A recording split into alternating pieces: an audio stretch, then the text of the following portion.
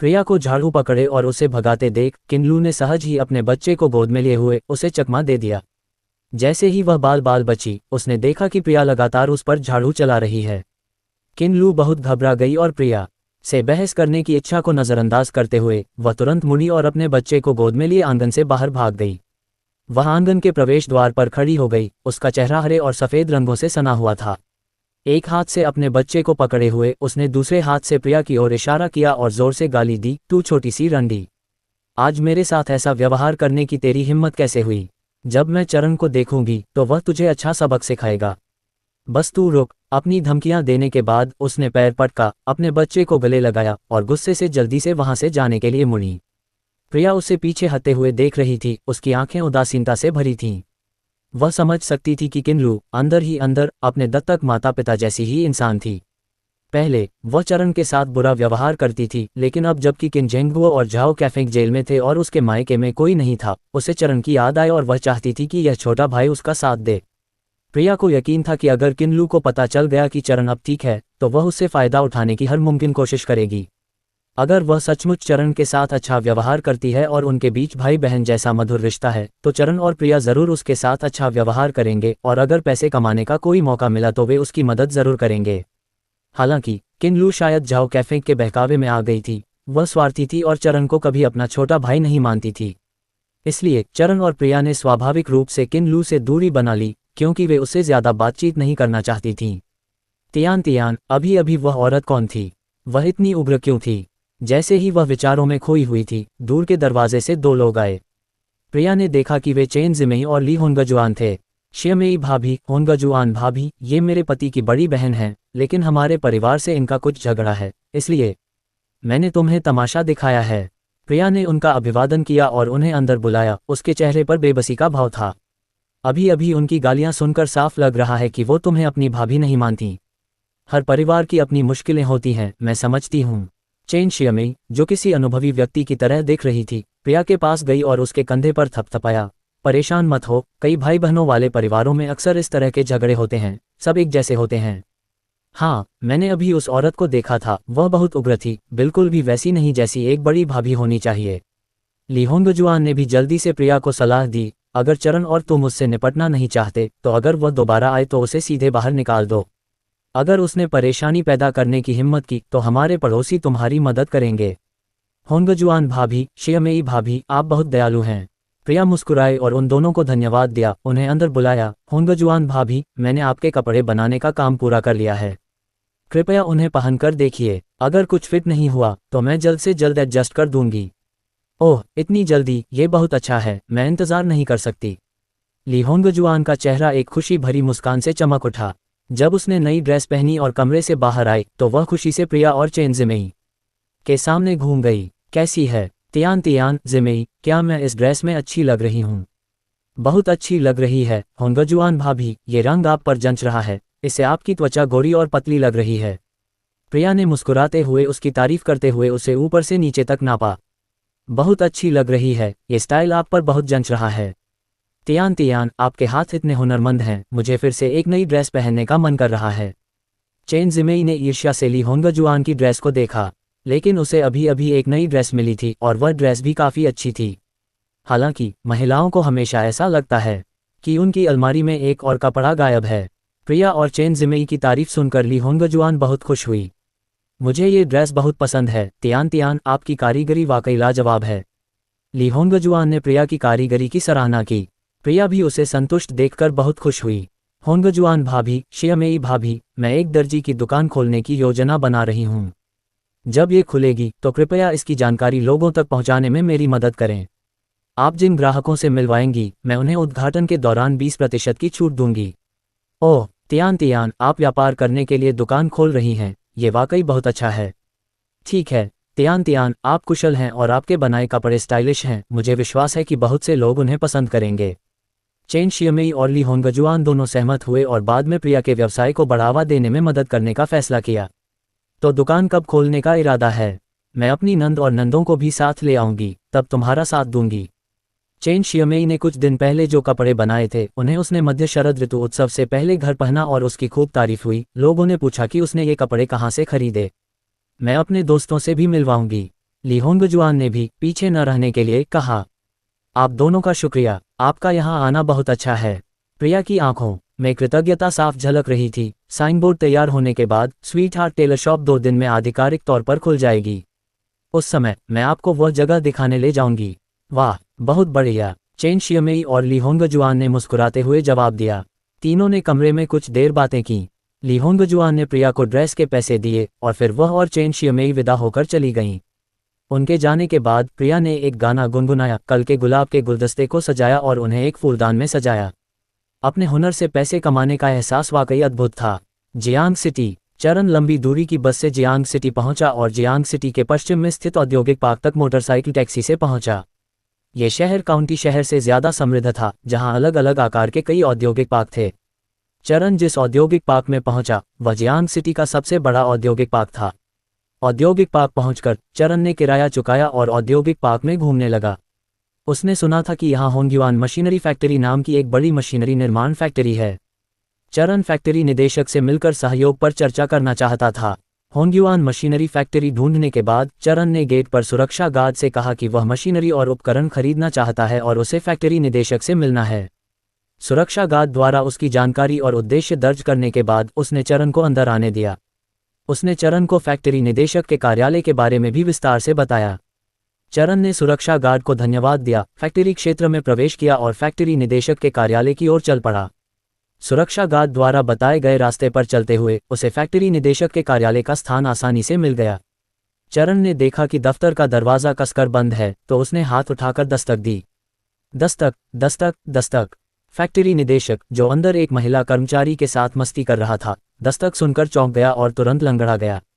उसका चेहरा भद्दा हो गया और वह अधीरता से बाहर वालों पर चिल्लाया, दफा हो जाओ। जो भी हो, मैं अभी व्यस्त हूं, बाहर निकलो। ये चिल्लाने के बाद उसने बाहर के शोरगुल को नज़रअंदाज कर दिया और फैक्ट्री की लड़की को अपनी बाहों में लेकर उसके साथ छेड़खानी करता रहा। कुछ ही देर बाद दफ्तर से बेरोकटोक भारी सांसों और कराहने की आवाज़ें आने लगीं। चरण दरवाजे के बाहर। ये फैक्ट्री निदेशक वाकई बहुत बेकाबू था, सीधे दफ्तर में ही ऐसा कर रहा था।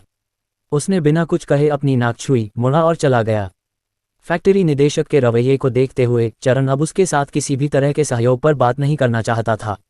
जियांग शहर में एक से बढ़कर एक मशीनरी प्रोसेसिंग फैक्ट्रियां थीं, लेकिन मशीनरी फैक्ट्री ये चरण को मिली दूसरी मशीनरी फैक्ट्री थी। मुख्य द्वार पर खड़े होकर चरण ने फैक्ट्री क्षेत्र में देखा, इस उम्मीद में कि इस बार वह किसी सामान्य फैक्ट्री निदेशक से मिल पाएगा।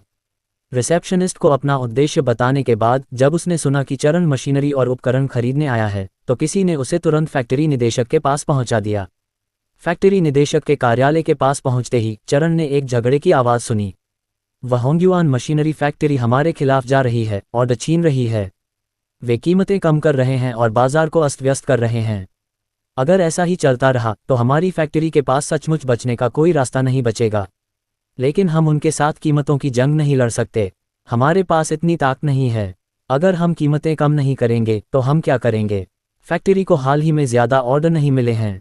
कार्यालय में 2 आवाज़ें लगातार बहस कर रही थीं और चरण दरवाजे पर खड़ा सुन रहा था। उसे काफ़ी असहज महसूस हो रहा था। आज क्या हो रहा था? एक के बाद एक। पहले वह किसी ऐसे व्यक्ति से मिला जो दिन के दौरान कार्यालय में यौन संबंध बना रहा था और अब वह बहस कर रहे लोगों का सामना कर रहा था। Bang bang bang. रिसेप्शनिस्ट एक पल के लिए हिचकिचाया, फिर आगे बढ़कर दरवाजा खटखटाया। अंदर मौजूद दोनों लोग एक पल के लिए शांत हो गए, फिर एक आवाज आए, अंदर आइए। रिसेप्शनिस्ट आगे बढ़ा, दरवाजे का हैंडल घुमाया और चरण को कार्यालय में ले गया। फैक्ट्री डायरेक्टर ली, मैनेजर जो, ये श्री चरण हैं। वह हमारे कारखाने के लिए मशीनरी और उपकरण खरीदने आए हैं। रिसेप्शनिस्ट ने उनका परिचय कराया। श्री चरण, ये हमारे फैक्ट्री डायरेक्टर ली हैं और यह मैनेजर जो हैं। श्री चरण, नमस्ते नमस्ते। ली कुन और जो हैंग ने बहस जारी रखने की जहमत नहीं उठाई। उन्होंने मुस्कुराने की कोशिश की और चरण का अभिवादन किया। फैक्ट्री डायरेक्टर ली, अच्छा आइए मिस्टर चरण, बैठकर विस्तार से बात करते हैं। फैक्ट्री डायरेक्टर ली ने चरण को ऑफिस के पीछे सोफे पर बैठने का इशारा किया और अपने अधीनस्थ को चाय बनाने को कहा। फिर उन्होंने अपनी जेब से एक सिगरेट निकाली और चरण को दी।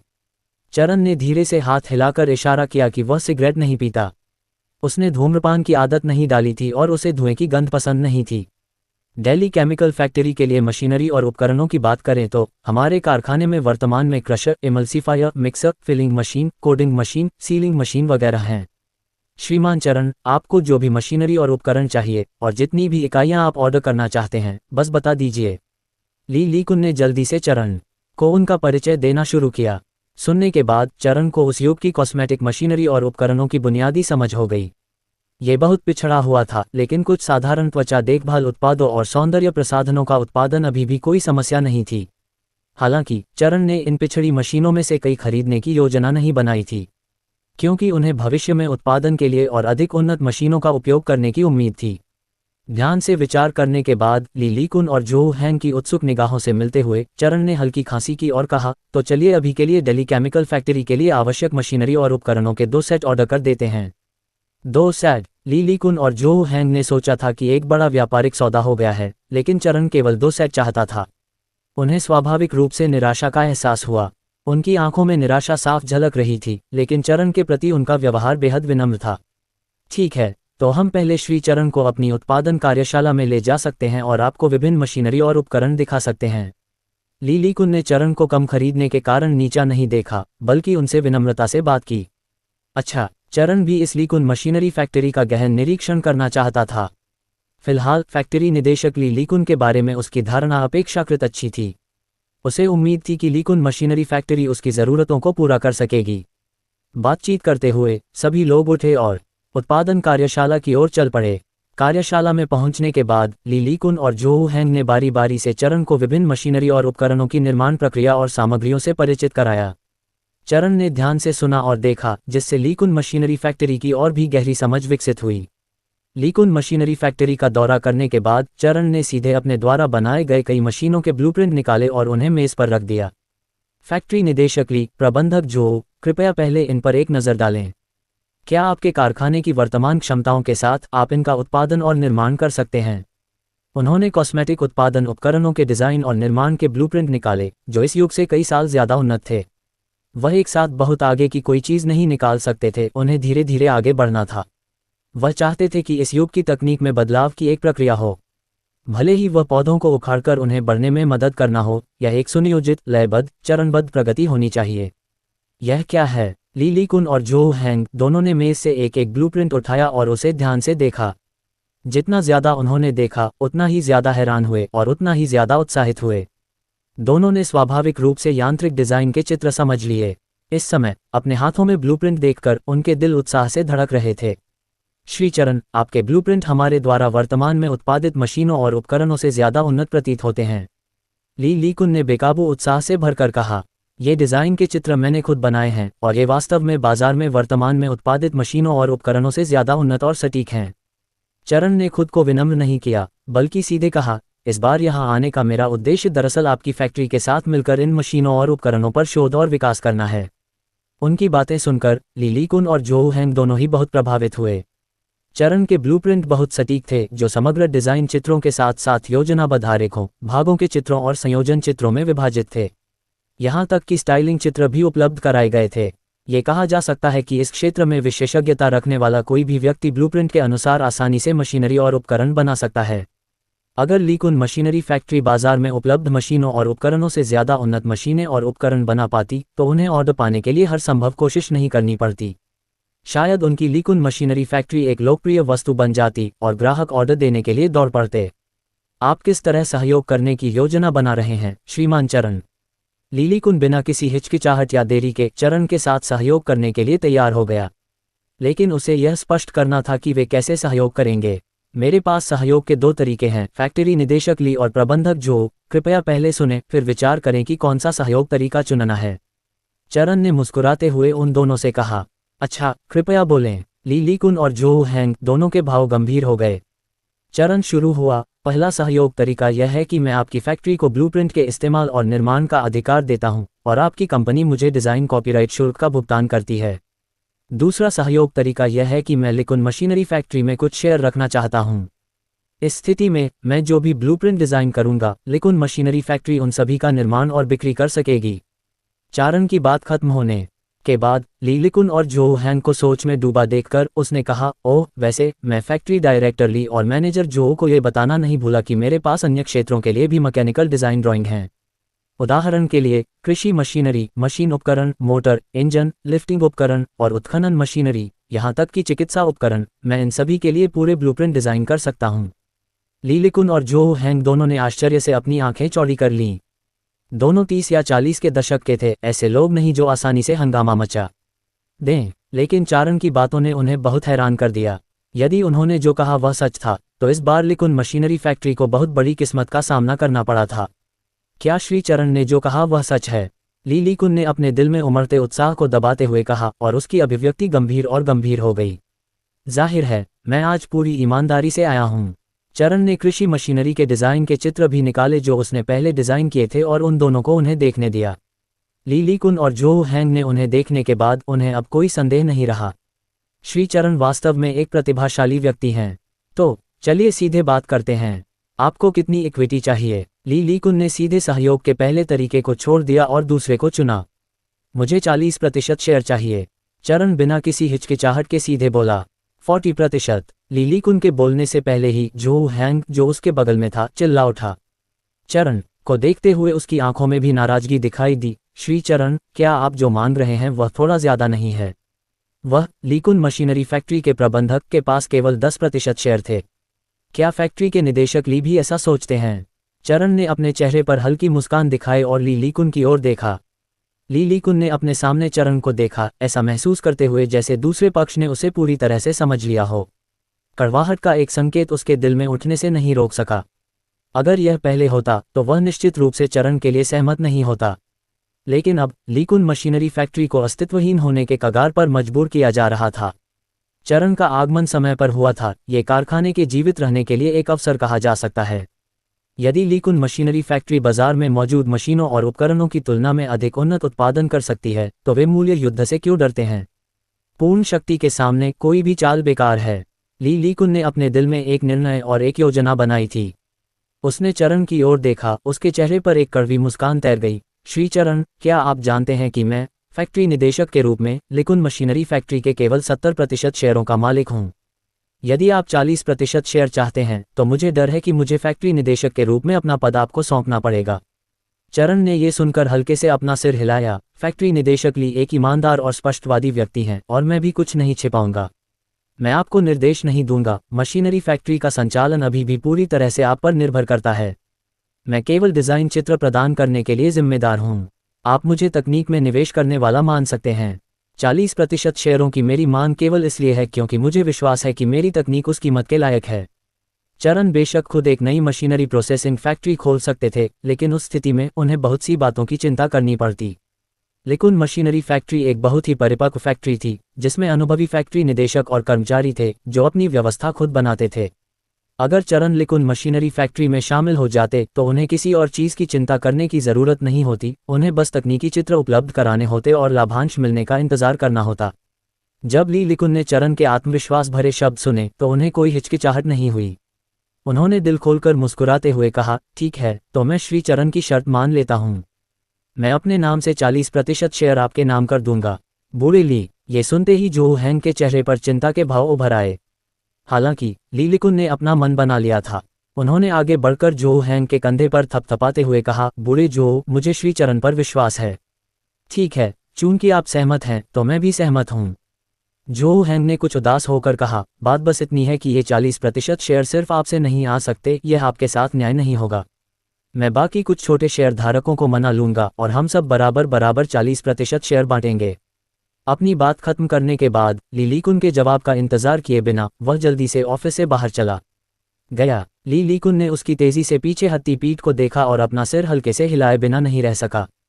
चरण ने यह दृश्य देखा और ली लिकुन के चरित्र को बेहतर ढंग से समझा। ऐसा लग रहा था कि यह फैक्ट्री निदेशक ली एक अच्छा इंसान है, इसीलिए उसके अधीनस्थ उसके बारे में सोचते होंगे। श्रीमान चरण, पहले चाय लीजिए, फिर हम अनुबंध पर हस्ताक्षर करने से पहले आगे की बातों पर चर्चा कर सकते हैं। ली लिकुन ने चरण से विनम्रता से कहा। ठीक है। चरण ने मुस्कुराते हुए सिर हिलाया, अपना चाय का कप उठाया और हल्का सा घूंट लिया। जो हैंग ने कुछ अन्य शेयरधारकों को ढूंढा और उन्हें स्थिति समझाई। मशीनरी कारखाने की मौजूदा मुश्किलों को समझने के बाद बाकी लोगों ने एक पल के लिए इस पर विचार किया और जो हैंग ने सभी को मना लिया। सभी को ली लिकुन पर भरोसा था, इसलिए वे सभी अपने शेयरों का एक हिस्सा छोड़ने को तैयार हो गए। जो हैंग के सभी को मनाने के बाद वह उन सभी को कारखाने के निदेशक के कार्यालय में ले गया। सभी ने कार्यालय में काफी देर तक चर्चा की और अंततः अनुबंध का मसौदा तैयार किया। अनुबंध 2 प्रतियों में था। चरण और बाकी सभी ने अपने हस्ताक्षर किए, अपनी उंगलियों के निशान लगाए और आधिकारिक मुहर लगाई। तब से चरण भी लीकुन मशीनरी कारखाने का एक छोटा मालिक बन गया। चूंकि सभी ने संयुक्त रूप से शेयरों का एक हिस्सा दान किया था, लीकुन के पास वर्तमान में 45% शेयर थे, जो अभी भी उन्हें लीकुन मशीनरी फैक्ट्री का सबसे बड़ा शेयरधारक बनाता है। अनुबंध पर हस्ताक्षर करने के बाद चरण ने लीकुन को चित्रों का एक ढेर सौंप दिया। ये चित्र बहुत विस्तृत हैं, फैक्ट्री निदेशक ली। कृपया इन्हें सुरक्षित रखें और बाहरी लोगों के हाथों में न पड़ने दें। इसके बाद हमारा कारखाना इन उन्नत मशीनरी और उपकरणों का उत्पादन शुरू कर सकता है। अच्छा, मैं समझ गया। लीकुन थोड़ा उत्साहित था। उसने जल्दी से चित्र ले लिए और एक भागीदार के रूप में चरण से और भी अधिक संतुष्ट था। युवा लोगों में वास्तव में साहस था। भाई ली, कृपया किसी ऐसे व्यक्ति की व्यवस्था करें जो मेरे द्वारा ऑर्डर की गई कॉस्मेटिक मशीनरी और उपकरणों के 2 सेटों को हुआंगान काउंटी में पहुंचाने में मेरी मदद करे। मुझे उनकी तत्काल आवश्यकता है। हालांकि उस फूल के खेत में गुलाब इंतजार नहीं कर सकते थे, इसलिए उन्हें कारखाना खोलना पड़ा और पहले पुराने मॉडलों के साथ उत्पादन शुरू करना पड़ा। ठीक है चरण, चिंता मत करो, मैं कल किसी को तुम्हारे लिए उन्हें भेजने की व्यवस्था करूंगा। लीकुन अक्सर ग्राहकों को मशीनरी और उपकरण वितरित करने में मदद करते थे और अच्छे और सस्ती मालवाहक ट्रकों से संपर्क कर सकते थे, इसलिए वह तुरंत सहमत हो गए। भाई स्पष्ट रूप से हिसाब चुकता करते हैं।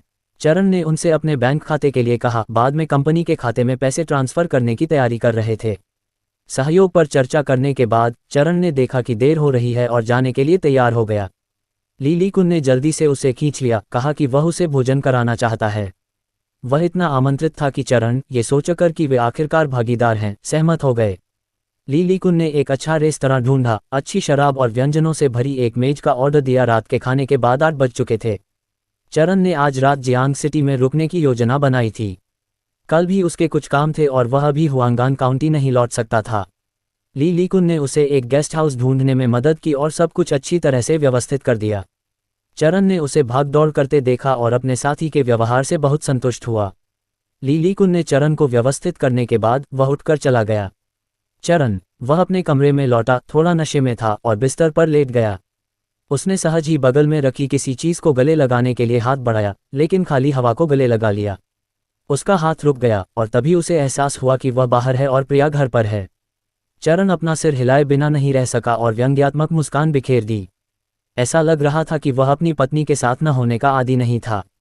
वह आदी नहीं था और घर पर प्रिया भी थोड़ी बहुत आदी नहीं थी। शादी के बाद वह और चरण कभी अलग नहीं हुए थे। उस रात उसका पति घर पर नहीं था, इसलिए उसने आंगन का गेट और घर के अंदर के दरवाजे बंद कर दिए, लेकिन फिर भी उसे थोड़ी बेचैनी महसूस हो रही थी। घर पर किसी पुरुष के बिना वह हमेशा निश्चिंत नहीं रहती थी। अष्टमर मेज को दरवाजे से टिकाने के बाद ही प्रिया को थोड़ी राहत मिली और वह बिस्तर पर लेट गई। रात लंबी थी। अपने प्रिय पति के साथ न होने पर वह बहुत देर तक बेतहाशा सोचती रही, फिर अनजाने में ही सो गई। अगली सुबह चरण उठा, नहा धोकर नीचे पास की एक नाश्ते की दुकान पर नाश्ता करने चला गया। नाश्ते के बाद वह अपने दिन का कार्यक्रम शुरू करने के लिए तैयार था। दिल्ली केमिकल फैक्ट्री खोलने के लिए उत्पादन के लिए बहुत सारे कच्चे माल की स्वाभाविक रूप से जरूरत थी। चूंकि वह जियांग शहर आया था, इसलिए उसे खरीद के रास्ते और दूसरे काम भी एक साथ निपटाने थे। कच्चे माल की फैक्ट्रियों का दौरा करने में चरण को पूरी सुबह लग गई। उसने हर फैक्ट्री के साथ अनुबंध पर हस्ताक्षर किए और जमानत राशि जमा कर दी। अब उसे बस उनके माल की डिलीवरी का इंतजार करना था। ये सब काम निपटाने के बाद चरण हुआंगान काउंटी लौटने की तैयारी कर रहा था। वापसी में उसने बस नहीं ली, उसने एक टैक्सी ली। बस की तुलना में टैक्सी ज्यादा आरामदायक और तेज थी। दोपहर 4 बजे चरण टैक्सी से उतरा और सामने की जानी पहचानी सड़कों को देखा तो उसे अचानक एक समस्या का एहसास हुआ। वह 2 दिनों से बाहर था और अपनी पत्नी के लिए कोई उपहार तैयार नहीं कर पाया था। यह एक बहुत ही गंभीर समस्या थी। चरण ने एक पल सोचा, फिर एक सुनार की दुकान पर गया और प्रिया के लिए एक चांदी का हार चुना जिसमें एक सेफ्टी लॉक पेंडेंट था। उसकी पत्नी इसे पहनकर बहुत अच्छी लगेगी। घर जाते समय उसके होठों पर एक हल्की सी मुस्कान थी। जब वह गली के प्रवेश द्वार पर पहुंचा तो उसे अचानक पुकारा गया। चरण। आवाज सुनकर चरण ने अपने कदम रोक दिए। उसने ऊपर देखा और देखा कि किन्लू कुछ ही दूरी पर खड़ी थी। उसका चेहरा काला पड़ गया था। कल किन्लू को प्रिया ने भगा दिया था। लौटने के बाद जितना वह इसके बारे में सोचती उतना ही उसे गुस्सा आता और वह और भी क्रोधित होती जाती। इसलिए वह आज फिर आए। वह इस बार अपने बच्चे को नहीं लाई थी, वह बस चरण को रोकना चाहती थी, क्योंकि उसे विश्वास नहीं था कि वह चरण को कभी नहीं देख पाएगी। किन्लू शिकायतों से भरी हुई थी और चरण को देखने के बाद वह खुद को रोक नहीं पाए और भड़क उठी, तुम कहाँ मर गईं? तुम सारा दिन गायब रहीं। चरण, मैं तुम्हें बता दूं, तुम अपने घर की उस पागल औरत से जल्दी निपट लो, वो बहुत ज्यादा है। कल तुम घर पर नहीं थी और उसने मुझे भगा दिया। कैसी साली अपने पति की बड़ी बहन के साथ ऐसा व्यवहार करती है? किन्लू ने गुस्से में प्रिया की निंदा की, उसे कुछ भी समझ नहीं आया। चरण की नज़रें उसकी ओर देखते ही ठंडी हो गईं। कल तुम मेरे घर तमाशा करने आई थीं। उसकी आवाज़ बेहद ठंडी थी, किसी भी भावना से रहित। उसकी बात सुनकर किन्लू थोड़ा चौंक गई। उसे एहसास हुआ कि वह चरण से सुलह करने आई है, उससे बहस करने नहीं। किन्लू के चेहरे पर नरमी आई और उसने धीरे से कहा, भाई, हम भाई बहन हैं, खून के रिश्तेदार हैं। पहले मेरी गलती थी और मैं तुमसे माफ़ी मांगती हूँ। अब से हम अच्छे रिश्ते रखेंगे और एक दूसरे से दूर नहीं होंगे। किन्लू, चरण ने उसकी बात पूरी होने से पहले ही उसे बीच में ही टोक दिया। मैंने कहा था, जो कोई भी मेरे घर पर उत्पात मचाने की हिम्मत करेगा, मैं उसे पीटूंगा किन्लू, और इसमें तुम भी शामिल हो। किन्लू ने आंखें बड़ी कर लीं और अविश्वास से चरण को देखा। चरण, मैं तुम्हारी सगी बहन हूँ। क्या तुम्हें मेरे साथ इतना बेरहम होना है? माँ का देहांत तब हुआ जब हम छोटे थे और अब पिताजी जेल में हैं। किन परिवार में हम दोनों भाई बहन ही बचे हैं। क्या तुम मेरे साथ थोड़ा अच्छा व्यवहार नहीं कर सकते? दूसरों से मान करने से पहले तुम अपनी कीमत क्यों नहीं आंक लेते? चरण का चेहरा काला पड़ गया। तुमने पहले मुझे कभी भाई जैसा नहीं माना, इसलिए अब और दिखावा मत करो। किन्लू, अपना वह चेहरा छोड़ दो, तुम मुझे और भी ज्यादा घृणास्पद बना रहे हो। किन्लू का चेहरा गुस्से से लाल हो गया। उसने शर्म और रोष से चरण की ओर देखा, उसकी आवाज़ तीखी थी। अच्छा अच्छा अच्छा चरण, ये तुम्हारे शब्द हैं, मैं तुम्हें बता रही हूँ, पछतावा मत करना। आज तुम्हें ढूंढने के लिए मेरा आना वास्तव में खुद पर अपमान ला रहा था। चरण, अब से मैं दिखावा करूंगी कि मेरा तुम्हारे जैसा कोई भाई नहीं है। भविष्य में तुम्हारे साथ चाहे कुछ भी हो, मुझे ढूंढने मत आना। मैं तुम्हारी मदद नहीं करूंगी। गुस्से से ये शब्द चिल्लाने के बाद वह जल्दी से गली के प्रवेश द्वार से भाग गई। चरण बिना बोले अपनी आंखें नीची करके अपनी जगह पर खड़ा रहा। अपने पिछले जीवन में किन्लू के शब्द अभी भी उसके दिमाग में गूंज रहे थे। उसने कहा, चरण, तुम परिवार में सबसे बड़े बेटे हो, तुम्हें अपने माता पिता के प्रति पुत्रवत रहना चाहिए, बुजुर्गों का सम्मान करना चाहिए और छोटों को संजोना चाहिए, और अपनी सौतेली माँ को सहन करना चाहिए और अपने सौतेले भाई की देखभाल करनी चाहिए। बचपन से वयस्कता तक, चाहे उसे कितनी भी शिकायतें हों, चरण रोने और शिकायत करने के लिए उसके पास जाता था। किन्लू हमेशा कहा करते थे, सहन करो, हर किसी की जबान तीखी होती है, लेकिन दिल दयालु होता है और वे तुम्हारे अच्छे कामों को याद रखते हैं। बाद में जब राहुल को किडनी ट्रांसप्लांट की जरूरत पड़ी तो किन्लू किन झेंगबुओ के साथ खड़ी रहीं। झाओ कैफेंग और श्रुति ने उसे किडनी दान करने के लिए मजबूर किया। चरण, उन्होंने हर हथकंडा अपनाया, चाहे नर्म हो या कठोर, धमकी हो या प्रलोभन, और एक बार भी उस पर ध्यान नहीं दिया। चरण झाओ कैफेंग और राहुल से नफरत करता था, लेकिन जिन लोगों से वह सबसे ज्यादा नफरत करता था वे थे किन झेंगबुओ और किन्लू, क्योंकि ये दोनों खून के रिश्तेदार होने के बावजूद उसके प्रति बेरुख और बेरहम थे। अब चरण को इन लोगों की जरा भी परवाह नहीं थी। उसने खुद किन झेंगबुओ, झाओ कैफेंग और राहुल को जेल भेज दिया। अगर किन्लू संयम से काम लेती और शांत जीवन जीती तो ठीक, लेकिन अगर वह परेशान करने पर अड़ी रहती तो चरण उसे बर्दाश्त नहीं करता। वह वहीं खड़ा रहा, अपनी मुठ्ठियां भींच लीं और काफी देर बाद ही उन्हें छोड़ा। खुद को संभालते हुए चरण तेजी से छोटे आंगन की ओर चल पड़ा। घर लौटते हुए उसने प्रिया को सब्जी के बगीचे में सब्जियों को पानी देते देखा। उसे देखकर चरण का मूड काले बादलों के बिखरने और साफ नीले आसमान में बदलने जैसा था। पत्नी, वह आंगन के गेट पर खड़ा होकर धीरे से पुकारा। प्रिया ने उसकी आवाज़ सुनी और जल्दी से सिर घुमाकर देखा। चरण को वापस आते देख वह बहुत खुश हुई। उसने हाथ से डिप गिरा दिया और तेजी से चरण की ओर दौड़ी। पतिदेव, आप आखिरकार वापस आ ही गए। वह दौड़कर चरणदेव के पास गई और उसे कसकर गले लगा लिया। चरणदेव के चेहरे पर एक खुशी भरी मुस्कान आ गई। उसने हाथ बढ़ाकर प्रिया को गले लगा लिया और सिर नीचे करके अपनी बाहों में लिए व्यक्ति को देखा। क्या तुम्हें कल रात मेरी याद आई? प्रिया के गाल थोड़े लाल हो गए थे, लेकिन फिर भी उसने ऊपर देखा, चरणदेव से आंखें मिलाईं और सिर हिलाया। बहुत बहुत ज्यादा। पतिदेव, कल रात आप मेरे साथ नहीं थे और मुझे लगभग अनिद्रा हो गई थी। चरणदेव ने हाथ बढ़ाकर उसके सिर के बालों को सहलाया और स्नेह से कहा, मुझे भी कल रात आधी रात तक मुझे अपनी पत्नी की बहुत याद आई। जब प्रिया ने उसके शब्द सुने तो उसका दिल ऐसा मीठा हुआ मानो उसने शहद खा लिया हो। उसने चरण का हाथ थामा और मुस्कुराते हुए घर की ओर चल पड़ी। सब कुछ ठीक है, सब कुछ ठीक है, चरण ने जवाब में सिर हिलाया। दोनों घर में दाखिल हुए। उसने अपनी जेब से गहनों का डिब्बा निकाला, प्रिया का हाथ थामा और धीरे से उसकी हथेली में रख दिया। मैं तुम्हारे लिए एक तोहफा लाया हूँ, देखो तुम्हें पसंद आता है या नहीं। प्रिया का दिल खुश हो गया और उसकी आंखों में धुंध छा गई। उसके लिए चरण का स्नेह सचमुच अद्वितीय था। महत्वपूर्ण काम निपटाने के लिए बाहर जाते हुए भी वह उसे कभी नहीं भूलता था। उपहार की कीमत चाहे जो भी हो, उसकी विचारशीलता प्रिया को सोने से भी ज्यादा कीमती लगती थी। पतिदेव धन्यवाद। उसने पहले तोहफे की तरफ देखा ही नहीं, बल्कि उसने हाथ बढ़ाकर चरण के गले में बाहें डाल दी, अपने लाल होंठ उसके सामने रखे और उसे धीरे से चूम लिया। चरण ने उसके होंठों की कोमलता महसूस की और वह खुद को कैसे रोक सकता था। उसका जुनून तुरंत भड़क उठा। दिन का उजाला हो या न हो, उसने प्रिया को उठाया और अपनी पत्नी को सीधे अंदर वाले कमरे में ले गया। प्रिया को धीरे से बिस्तर पर लिटाकर वह उत्सुकता से दरवाज़ा बंद करने के लिए दौड़ा। बाकी कुछ भी मायने नहीं रखता था, अपनी पत्नी के साथ प्यार करना और प्रेम की नदी में नहाना ही सबसे ज़रूरी काम था। चरण ने प्रिया को खूब लाड़ प्यार किया, उसके बाद ही उसे पूरी संतुष्टि मिली। उसने अपनी पत्नी की पतली कमर पर हाथ रखा और उसकी बड़ी हथेली उसे प्यार से सहला रही थी। प्रिया उसके हाथ पर झुक गई, उसका चेहरा लाल हो गया था। दिन के उजाले में तुम तो बस। चरण, तुम सच में बहुत शरारती हो। मैं बहुत शरारती हूँ, क्या तुम्हें पसंद है? चरण ने शरारत से हंसते हुए उसकी कमर पर चुटकी काटी। प्रिया को गुदगुदी हुई और उसने झट से उसका हाथ नीचे दबा दिया। पति, मत करो। ये जानते हुए कि उसे गुदगुदी हो रही है, चरण मुस्कुराया और अपना हाथ हटा लिया।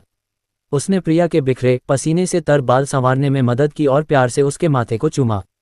बगल से गहनों का डिब्बा उठाकर उसने चांदी का हार निकाला और प्रिया को पहना दिया। पत्नी, क्या तुम्हें पसंद है? प्रिया ने उसके गले में शांति के ताले को छूने के लिए हाथ बढ़ाया और आज्ञाकारी भाव से सिर हिलाया। मुझे पसंद है पति, शुक्रिया। चरण ने उसके बालों को सहलाया, उसकी आंखों में स्नेह भरा था। मैं इस दुनिया की सारी खूबसूरत चीजें तुम्हारे लिए लाने की पूरी कोशिश करूंगा। प्रिया उसके आलिंगन में झुक गई, अपनी बाहें उसकी कमर पर कसकर लपेट ली और धीरे से सिर हिलाया। उसके कोमल शरीर को अपने से सटा हुआ महसूस करते हुए चरण की इच्छाएं फिर से जाग उठीं। प्रिया ने उसके नए इरादों को भांप लिया और जल्दी से अपने कपड़े पहनने के लिए उसकी कमर छोड़ दी। पतिदेव, जल्दी उठो, मुझे भूख लगी है। लाल गालों से उसने चरण को बिस्तर से धकेल दिया।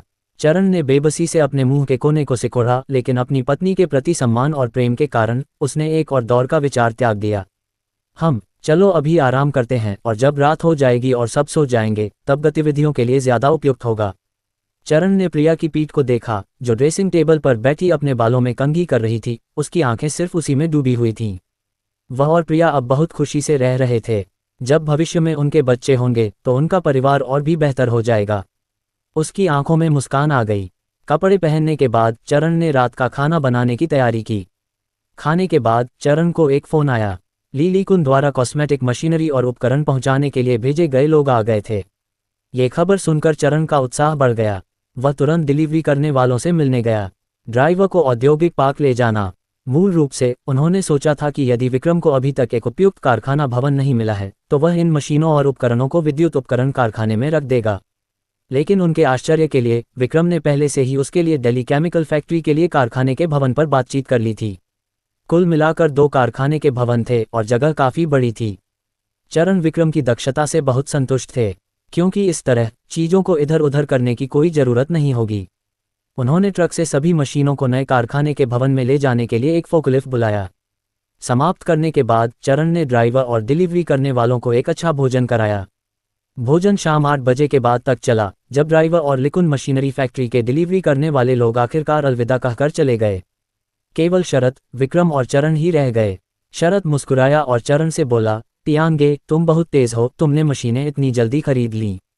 मुझे भी काम तेज करना होगा, फैक्ट्री की प्रक्रियाएं कुछ ही दिनों में पूरी हो जाएंगी। उसकी बातें सुनकर चरण मुस्कुराया और सिर हिलाया।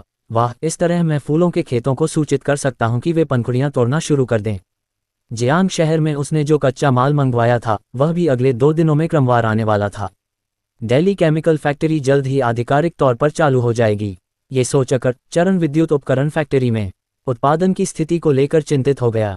डोंगजी, ये हमारी विद्युत उपकरण फैक्ट्री में वर्तमान में क्या प्रगति है? शरद और विक्रम दोनों उसकी बात सुनकर हंसे बिना नहीं रह सके।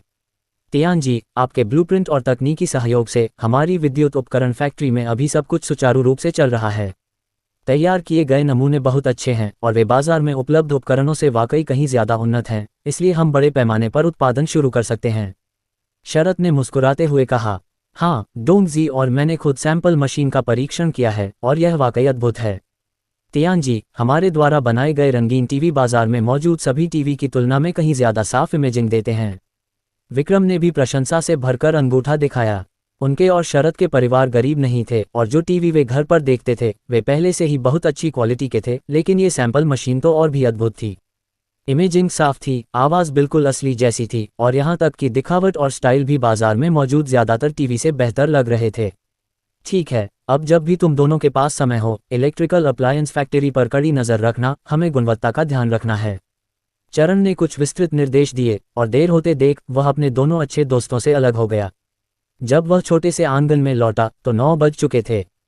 प्रिया नहा चुकी थी और बिस्तर पर चरण का इंतजार कर रही थी। अपनी पत्नी की हल्की सी खुशबू को सूंघकर चरण थोड़ा बेचैन हुआ और जल्दी से नहाने के लिए आंगन की ओर दौड़ा। रात स्वाभाविक रूप से मीठी फुसफुसाहट और आत्मीयता से भरी हुई थी। बहुत देर तक कमरे से आने वाली आवाज़ें धीरे धीरे बंद नहीं हुईं।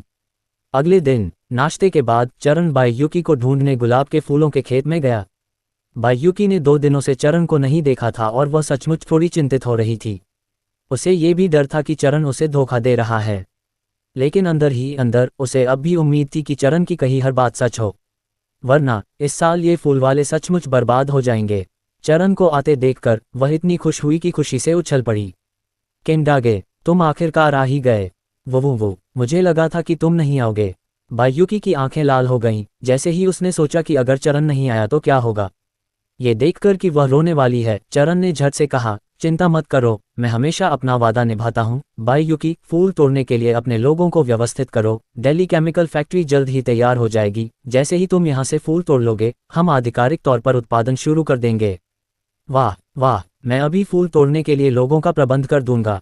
बायुकी बहुत खुश हुई। वाह, पंखुड़ियों को ध्यान से छांटना, सभी मुरझाए और पीली पंखुड़ियों को हटा देना, केवल अच्छी पंखुड़ियों को रखना। चरण ने सावधानी से निर्देश दिया। केंडागे, चिंता मत करो, हम गुणवत्ता की गारंटी जरूर देंगे।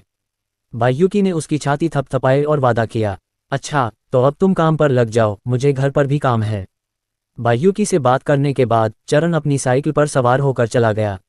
उसे सचमुच काम था। दिल्ली केमिकल फैक्ट्री का काम शुरू होने वाला था, लेकिन अभी तक मजदूरों और प्रबंधन कर्मचारियों की भर्ती नहीं हुई थी। उसने मन ही मन सोचा कि उसे इन 2 दिनों में दिल्ली केमिकल फैक्ट्री की कोर टीम को अंतिम रूप देना होगा। चरण को विदा करने के बाद बायुकी ने उत्साह से मजदूरों को इकट्ठा किया और फूल चुनने लगी। उसकी आंखों में जोश था। अगर इस साल के गुलाब जमीन में सड़ नहीं गए तो वह आगे बढ़ने का साहस रखेगी। गुलाब के फूलों के खेत से निकलकर चरण मजदूरों की भर्ती में व्यस्त हो गया। दिल्ली केमिकल फैक्ट्री को न केवल साधारण मजदूरों की ज़रूरत थी, बल्कि मशीनों को चलाने में कुशल मजदूरों की भी ज़रूरत थी। उन्हें 2 उत्पाद अनुसंधान और विकास इंजीनियरों को नियुक्त करने के लिए भी काफ़ी पैसा खर्च करना था। हालांकि चरण के पास अनगिनत कॉस्मेटिक फॉर्मूले थे, फिर भी फैक्ट्री में उत्पादन की निगरानी के लिए पेशेवर लोगों का होना ज़रूरी था। फैक्ट्री मैनेजर और जनरल मैनेजर जैसे लोगों को भी नियुक्त करने की ज़रूरत थी। चरण खुद हर समय एक ही फैक्ट्री में नहीं रह सकता था। उसने औद्योगिक पार्क के कई मुख्य द्वारों पर भर्ती की जानकारी चस्पा कर दी और शरद और विक्रम से आवेदकों की जांच में मदद करने को कहा। 2 दिन बाद चरण ने आखिरकार दिल्ली केमिकल फैक्ट्री के लिए शुरुआती कोर टीम तैयार कर ली। पंजीकृत कंपनी का नाम येरेन दिल्ली केमिकल कंपनी लिमिटेड था। भविष्य में सौंदर्य प्रसाधन और त्वचा देखभाल उत्पादों के उत्पादन के अलावा येरेन दिल्ली केमिकल अन्य क्षेत्रों में भी कदम रखेगी। उदाहरण के लिए साबुन, टूथपेस्ट, वॉशिंग पाउडर, शैम्पू और शॉवर जेल जैसे दैनिक घरेलू रासायनिक उत्पाद। वे मच्छर भगाने वाली कॉइल, जूते की पॉलिश, बर्तन धोने का साबुन और कीटनाशक भी बना सकते थे। चरण के पास इसके सूत्र और विस्तृत निर्माण प्रक्रियाएं थीं। अगर वह चाहे तो इन सभी उत्पादों का निर्माण किया जा सकता था। वर्तमान में दिल्ली केमिकल फैक्ट्री में 40 से ज़्यादा कर्मचारी भर्ती थे, जिनमें ज़्यादातर सामान्य कर्मचारी, इमल्सिफायर, फिलर और पैकर भी शामिल थे। इसके अलावा 2 वरिष्ठ इंजीनियर भी थे जिन्हें शरद ने उच्च वेतन पर चरण के लिए नियुक्त किया था, जिन्हें कथित तौर पर जियांग शहर की एक सौंदर्य प्रसाधन फैक्ट्री से निकाला गया था। फैक्ट्री के निदेशक, प्रबंधक, क्रय कर्मचारी और वित्तीय कर्मचारी भी थे। येरेन दिल्ली केमिकल फैक्ट्री के निदेशक किन यू थे, जिनका पारिवारिक नाम चरण के समान ही था। वह 30 साल की एक महिला थी, जिसका साक्षात्कार चरण ने व्यक्तिगत रूप से लिया और उसे नौकरी पर रखा। किन्यू पहले एक सरकारी कारखाने में निदेशक थीं, लेकिन बाद में सुधारों के साथ सरकारी कारखानों का धीरे धीरे पतन हो गया। बाद में उन्होंने इस्तीफा दे दिया और अपना खुद का व्यवसाय शुरू करना चाहती थीं, लेकिन उनके पास पूंजी की कमी थी। इस बार चरण का भर्ती विज्ञापन देखकर उन्होंने बस कोशिश कर रही हूं के भाव से आवेदन किया। उन्हें निदेशक पद मिलने की बिल्कुल भी उम्मीद नहीं थी। महाप्रबंधक का पद हान योंग नाम के एक युवक ने लिया। हान योंग ने कुछ साल पहले ही विश्वविद्यालय से स्नातक की उपाधि प्राप्त की थी। वह बिक्री विभाग में काम करता था, कई लोगों को जानता था और उसके व्यापक संपर्क थे। अपने पिछले वेतन से असंतुष्ट होने के कारण उसने नई नौकरी ढूंढने के लिए इस्तीफा दे दिया। चरण उसकी वाक्पटुता और व्यापक सामाजिक संपर्क को महत्व देते थे, इसलिए उन्होंने उसे महाप्रबंधक नियुक्त किया। चूंकि वह लोगों को नियुक्त करने के लिए पैसा खर्च करने को तैयार था, इसलिए वह स्वाभाविक रूप से इन प्रतिभाशाली व्यक्तियों को आकर्षित कर सकता था। 2 वरिष्ठ इंजीनियरों का नाम झांग सोंग और ली चेन था। दोनों कई वर्षों से सौंदर्य प्रसाधन उद्योग में अनुभवी थे और शरद द्वारा उन्हें उच्च वेतन का वादा करने के बाद वे यरेन डेली केमिकल में शामिल होने के लिए सहमत हुए। वहां पहुंचने पर उन्होंने पाया कि कारखाने में केवल 2 साधारण उत्पादन लाइनें और दर्जनों कर्मचारी थे, जिससे उनके दिल को ठंडक महसूस हुई। हालांकि वे अपनी पिछली नौकरियों से पहले ही इस्तीफा दे चुके थे और यरेन डेली केमिकल फैक्ट्री ने ऊंची तनख्वाह का वादा किया था, इसलिए उन्होंने सोचा कि कम से कम यहीं रहकर देखना चाहिए कि चीज़ें कैसे चलती हैं। शुरुआत में तो उन्होंने यही सोचा था, लेकिन जब चरण ने उन्हें कई स्किन केयर उत्पादों के फॉर्मूले दिए तो दोनों मन ही मन हैरान रह गए। चरण द्वारा दिए गए स्किन केयर उत्पादों के फॉर्मूले में गुलाब का एसेंशियल ऑयल, गुलाब की फेस क्रीम, गुलाब के रंग बदलने वाली लिपस्टिक, गुलाब का एसेंस वाटर और गुलाब का शैम्पू शामिल था। इन कई गुप्त फॉर्मूलों की समीक्षा करने के बाद झांग सोंग और ली चेन दंग रह गए। जब चरण के पास इतने बेहतरीन फॉर्मूले थे तो उसे उनकी क्या ज़रूरत थी। आखिरकार उनका काम ही तो तरह तरह के स्किन केयर उत्पादों के फॉर्मूले विकसित करना था। अब इन लगभग परफेक्ट फॉर्मूलों को देखकर दोनों ही खुद को हीन भावना से ग्रस्त महसूस करने लगे। उन्हें इन फॉर्मूलों में एक भी कमी नहीं दिखी। डेली केमिकल फैक्ट्री की मुख्य टीम तैयार हो गई और स्किन केयर के सभी कच्चे माल फैक्ट्री में पहुंच गए। गुलाब के खेत से ताज़ी गुलाब की पंखुड़ियां भी भेजी गईं। चरण ने डेली केमिकल फैक्ट्री के मुख्य और तकनीकी कर्मचारियों के साथ एक बैठक की और वे उत्पादन शुरू करने के लिए तैयार थे। यहाँ उत्पादन शुरू होते ही चरण ने राहत की सांस ली। वह कई दिनों से व्यस्त था और अब आखिरकार थोड़ा आराम कर सकता था। कारखाने में मशीनों को चलते देखकर चरण ने संतोष से सिर हिलाया। निदेशक किन्यू को सावधानीपूर्वक निर्देश देने के बाद वह अपनी साइकिल पर सवार होकर यरेन डेली केमिकल फैक्ट्री से चला गया। छोटे से आंगन में लौटने पर चरण ने देखा कि स्वीट हार्ट टेलर शॉप का साइन बोर्ड पहुंच गया था। प्रिया ने चरण को लौटते देखा और जल्दी से मुस्कुराते हुए उसका स्वागत किया। चरण ने हाथ बढ़ाकर उसका हाथ थाम लिया और साइन बोर्ड की ओर चलते हुए कुछ पल ध्यान से उसे देखा और संतोष से सिर हिलाया। पत्नी, कारीगरी और रंग रोगन काफ़ी अच्छे हैं। आप कब खोलने की योजना बना रही हैं? उसने प्रिया की राय जानने के लिए सिर घुमाया। मैंने पुराना पंचांग देखा है और उसमें लिखा है कि कल और परसों दोनों दिन खोलने के लिए उपयुक्त हैं। प्रिया के चेहरे पर खुशी झलक रही थी। पतिदेव, आपको पता नहीं, ली होंगजुआन और शियमेई भाभी दोनों को मेरे बनाए कपड़े बहुत पसंद हैं। उन्होंने कहा था कि वे कस्टम ऑर्डर के लिए लोगों को मुझसे मिलवाएंगे। इस बार जब चरण जियांग सिटी गया तो उसने कुछ कपड़ों के थोक व्यापार में उसकी मदद की और इस समय दर्जी की दुकान में रोजमर्रा की ज़रूरतों के लिए पर्याप्त कपड़ा मौजूद था। सिलाई मशीन और दूसरे औजार भी पूरी तरह तैयार थे, इसलिए वे अगले कुछ दिनों में कभी भी काम शुरू कर सकते थे। चरण ने उनकी बात सुनी और प्रिया के लिए खुश भी था। वह कोई अहंकारी आदमी नहीं था। अगर उसकी पत्नी के कोई सपने होते तो वह उसे दोनों हाथों से सहारा देता। तो क्या हम कल से दुकान खोलेंगे? मैं फ्री हूँ, मैं तुम्हारे साथ आ सकती हूँ। हम प्रिया ने हाथ बढ़ाकर चरण को गले लगा लिया। उसका चेहरा खुशी से भरा हुआ था। उसकी अपनी एक छोटी सी दुकान होने वाली थी। भविष्य में वह पैसे कमा सकेगी और अपना मनपसंद काम कर सकेगी। सबसे खास बात, उसे एक ऐसा इंसान मिल गया था जिससे वह प्यार करती थी। यह एक अद्भुत एहसास था, क्योंकि प्रिया जानती थी कि आगे का रास्ता चाहे कितना भी मुश्किल क्यों न हो, चरण उसके साथ रहेगा और उसे पूरा सहारा देगा। अगले दिन स्वीट हार्ट टेलर शॉप का उद्घाटन था। चरण न केवल प्रिया के साथ था, बल्कि शरद और विक्रम भी अपने परिवारों को साथ लेकर आए थे। उन्होंने प्रिया के लिए फूलों की टोकरियां भेजीं। पटाखों की तेज आवाज के बीच स्वीट हार्ट टेलर शॉप आधिकारिक तौर पर खुल गई। जियान की मां और जोऊ की मां ने भी प्रिया से नाप लेकर पहला और दूसरा ऑर्डर देकर अपना समर्थन जताया। उनके अलावा चेन जिमेई और ली होंगजुआन द्वारा लाए गए लोग भी थे। उद्घाटन के पहले दिन प्रिया को 6 ऑर्डर मिले। ये वाकई एक शानदार शुरुआत थी।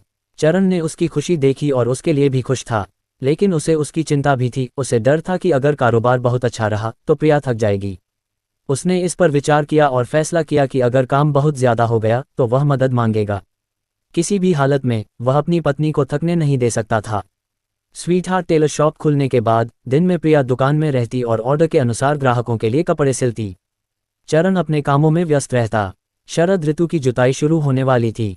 कहा गया कि कृषि विज्ञान संस्थान ने चरण के सुझावों को अपनाया है और इस साल सभी प्रांतों और शहरों में चरण के सुझावों और योजनाओं के अनुसार ही खेती हो रही है। चारण की ओर से, क्योंकि उसे नए बीज उगाने थे, उसे खेत में खेती की व्यक्तिगत निगरानी भी करनी थी। जू होंगान ने उनके लिए कई उन्नत कृषि यंत्र मंगवाए थे, जिससे चरण के लिए काम आसान हो गया था। मशीनें पेशेवर कर्मचारियों द्वारा संचालित होती थीं और चरण को केवल निर्देश देने होते थे, इसलिए उसे खुद कुछ करने की जरूरत नहीं थी। जब ये लोग खेतों में नए गेहूं के बीज बो रहे थे, तब चरण अन्य प्रकार के बीजों पर शोध कर रहा था। उदाहरण के लिए सब्जियों के बीज, फलों के बीज। संक्षेप में, लक्ष्य उपज बढ़ाना था। चरण के पास इस युग से दशकों आगे का ज्ञान था, इसलिए उसे कोई डर नहीं था। इन मामलों में व्यस्त होने के अलावा जिंगू लीजेंड पत्रिका ने हाल ही में चरण को अपनी पांडुलिपि लिखना न भूलने का आग्रह किया, क्योंकि चरण हाल ही में अपनी पांडुलिपियों की जमा करने की तारीखों में लगातार देरी कर रहा था। संपादक को चिंता थी कि वह हर अंक के धारावाहिक प्रकाशन की छपाई और वितरण में देरी करेगा, इसलिए उन्होंने उसे आग्रह करने के लिए बुलाया। धारावाहिक प्रकाशन तोड़ने पर जुर्माना लग सकता था, इसलिए स्वाभाविक रूप से चरण अनुबंध का उल्लंघन नहीं करना चाहता था। वह उपन्यास की पांडुलिपि पर काम करने के लिए हर दिन केवल कुछ समय ही निकाल सकता था। हालांकि धारावाहिक प्रकाशन के दौरान पांडुलिपियों की मौजूदा फीस ज्यादा नहीं थी और मुनाफे का हिस्सा भी ज्यादा नहीं था, लेकिन चारण को इन दोनों उपन्यासों के आईपी कॉपीराइट की अहमियत ज्यादा थी। भविष्य में जब इन्हें ऑनलाइन गेम, एनिमेटेड सीरीज, फिल्में वगैरह के रूप में विकसित किया जाएगा, तो ये जरूर भारी मुनाफा कमाएंगे। अगर चारण भविष्य में पर्याप्त पूंजी जमा कर पाते हैं, तो उनके लिए खुद फिल्म बनाने के लिए लोग ढूंढना नामुमकिन नहीं होगा। प्रिया दर्जी की दुकान। प्रिया अपनी सिलाई मशीन के सामने बैठी कपड़े सिलने में ध्यान लगा रही थी, जब उसने किसी को अपना नाम पुकारते सुना। उसने ऊपर देखा, उसके चेहरे पर एक आश्चर्यचकित मुस्कान आ गई। कियान, कियान। जियो यून, तुम यहाँ क्यों हो? झाओ कियान आज अपने बच्चे को नहीं लाई थी।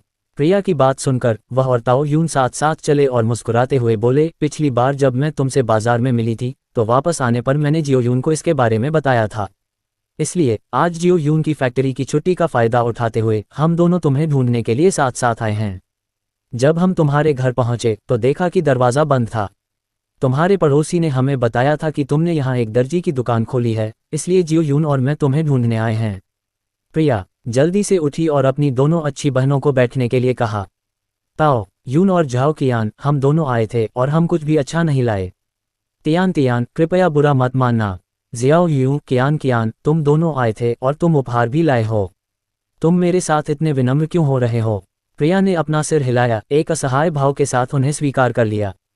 उसने अपने सामने अपने दो अच्छे दोस्तों को देखा, उसकी आंखों में एक उदासीन भाव था।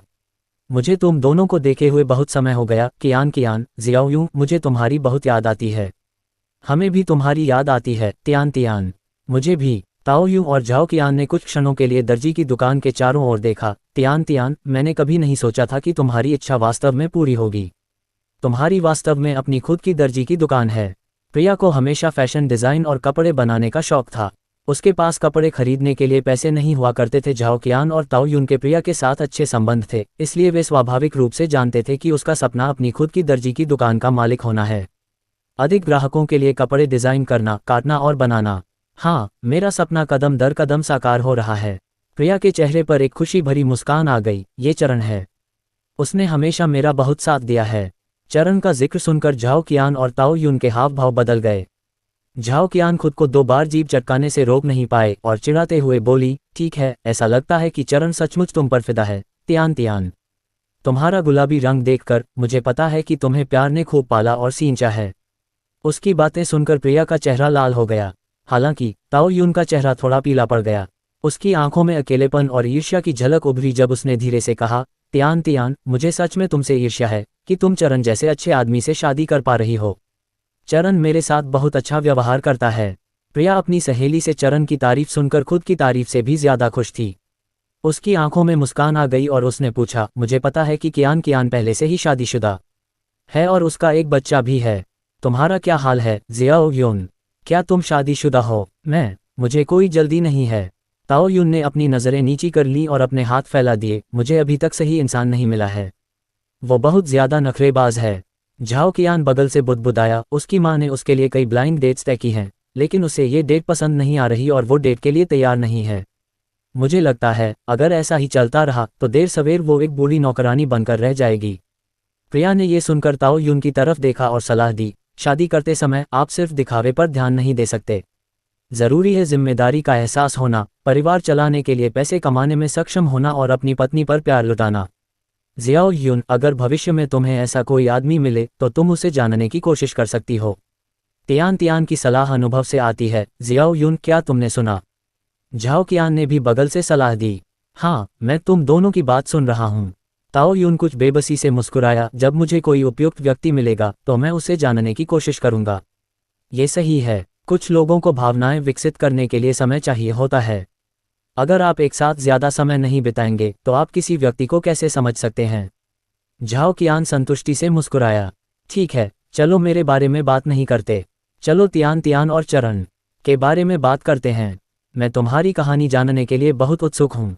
ताओ यून ने विषय को प्रिया और चरण पर स्थानांतरित कर दिया। उससे पूछा कि वह और चरण एक साथ कैसे आए। प्रिया ने उससे और झाओ कियान से कुछ भी नहीं छिपाया, बस उन्हें पिछले कुछ महीनों की घटनाओं का वर्णन किया। आपके दत्तक माता पिता बहुत ज्यादा हैं। वे वास्तव में आपकी शादी एक लंगड़े बूढ़े आदमी से करना चाहते थे। सौभाग्य से चरण समय पर प्रस्ताव देने के लिए आपके घर गया। चरण वास्तव में एक आदमी है, आपको गंभीर संकटों से बचा रहा है बहन। क्या? तियान तियान, आप वास्तव में अपने जन्म माता पिता के साथ फिर से जुड़ गए। ये बहुत अच्छा है, बधाई हो। ऐसा लगता है कि तियान तियान का भाग्य उसके जीवन के पहले भाग में कठिन था और वह बाद के आधे हिस्से में शांति और धन के लिए किस्मत में है। उसने अपने जीवन के पहले भाग में सभी कठिनाइयों को सहन किया है। हमारी तियान तियान अब से आनंद के जीवन के लिए किस्मत में है।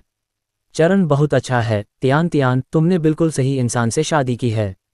उद्धरण चिन्ह डॉट डॉट डॉट उद्धरण चिन्ह। झाओ कियान और ताओ यू बातें करते रहे, बीच बीच में कहते रहे।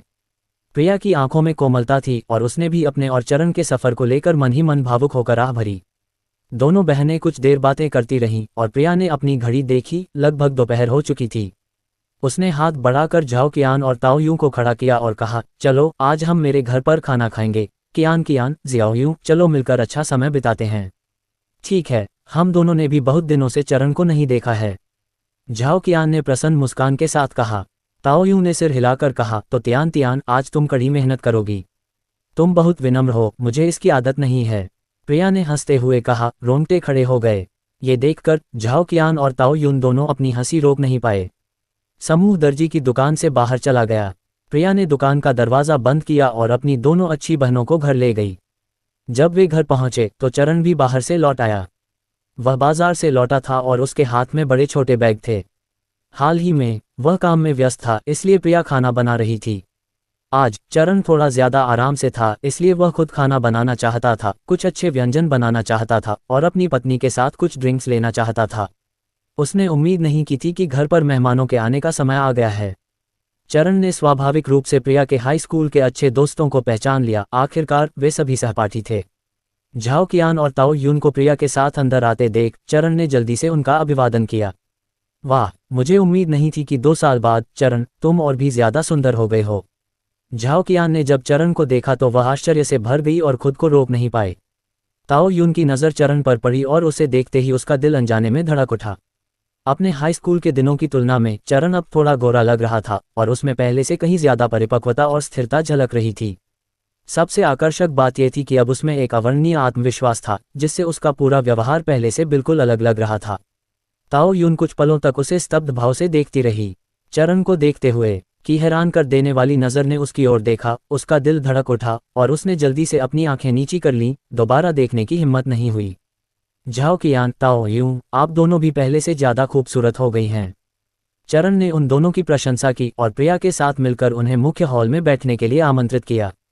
प्रिया अपनी अच्छी बहनों के मनोरंजन के लिए मेवे और स्नैक्स लेने में व्यस्त हो गई, जबकि चरण पानी उबालने और मेहमानों के लिए चाय बनाने के लिए केतली लेने चला गया। झाओ कियान और ताओ यून ने कुछ पलों के लिए घर और आंगन में इधर उधर देखा और झाओ कियान की आंखों में ईर्ष्या झलक रही थी। तियान तियान, क्या चरण को कोई स्थिर नौकरी मिल गई है? मैं देख रही हूं कि शादी के बाद आपके रहने की स्थिति काफी अच्छी है। इतना निजी आंगन वाला घर और घर में इतने सारे फर्नीचर और उपकरण होने के कारण चरण और प्रिया का जीवन स्तर अधिकांश लोगों से बेहतर माना जा सकता है। प्रिया मुस्कुराते हुए नाश्ते की प्लेट लिए हुए भीतरी कमरे से बाहर निकली। हाँ, चरण अब कृषि विज्ञान संस्थान में विशेष सलाहकार के पद पर नियुक्त है और उसका इलाज और वेतन भी काफी अच्छा है। वाह, चरण अद्भुत है। झाओ कियान के चेहरे पर आश्चर्य दिखा। ताओ यून ने भी चरण की ओर देखा तो पाया कि वह आदमी चाय बनाने में ध्यान लगा रहा था।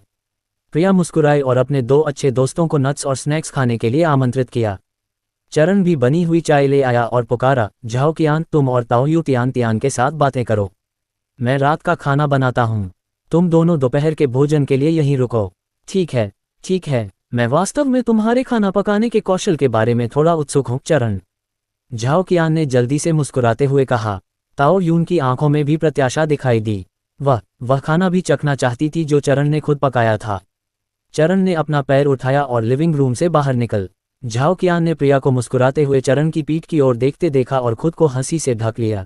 तियान तियान, लगता है तुम्हें अपने पति को संभालना आता है। मुझे तुमसे सचमुच ईर्ष्या होती है। चरण तुम्हारा पूरा आज्ञाकारी है। मेरे उलट मेरा पति तो लकड़ी के टुकड़े जैसा है। वह इतना बड़ा सीधा सादा आदमी है कि उसे अपनी पत्नी पर लाड़ प्यार करना ही नहीं आता। उसकी बातें सुनकर प्रिया थोड़ी हैरान हुई। कियान कियान, क्या तुम्हारा पति तुम्हारे साथ अच्छा व्यवहार नहीं करता? झाओ कियान ने आह भरी और अपनी दोनों अच्छी सहेलियों से शिकायत करने लगी। ऐसा नहीं है कि वह बहुत बुरा है, बस उसके परिवार में कई भाई बहन हैं और मेरे पति थोड़े मूर्खतापूर्ण ढंग से बच्चों जैसा व्यवहार करते हैं। जब हम पहले उनके परिवार के साथ रहते थे तो हर 3 दिन में झगड़ा होता था। बाद में उनकी फैक्ट्री ने एक घर आवंटित कर दिया और हम अलग रहने चले गए, जिससे हालात बेहतर हो गए। कियान कियान, तुम उसके साथ कुछ ज्यादा ही सहज हो। लियू हिंग आसानी से बहक जाता है, तुम्हें उस पर नजर रखनी होगी। ताओ यू ने मुंह बनाते हुए बगल से कहा। वह और झाओ कियान का पति एक ही फैक्ट्री में काम करते हैं, इसलिए वह स्वाभाविक रूप से ज्यादा समझती है। झाओ कियान का पति बहुत ही आज्ञाकारी बेटा है और आसानी से बहक जाता है। जब उसे फैक्ट्री से तनख्वाह मिलती है, चाहे वह उनके अपने खर्च के लिए पर्याप्त हो या न हो, वह सबसे पहले अपने माता पिता के सम्मान में एक हिस्सा लेता है। वह जो भी स्वादिष्ट खाना या पेय खरीदता है, उसमें अपने माता पिता और भाई बहनों को भी प्राथमिकता देता है। अपने माता पिता और भाई बहनों की नज़र में वह एक अच्छा इंसान है। लेकिन सिर्फ झाओ कियान ही जानती थी कि उसका जीवन कितना तंग और निराशाजनक था। वरना मैं क्या कर सकती हूँ? हमारे पहले ही बच्चे हो चुके हैं।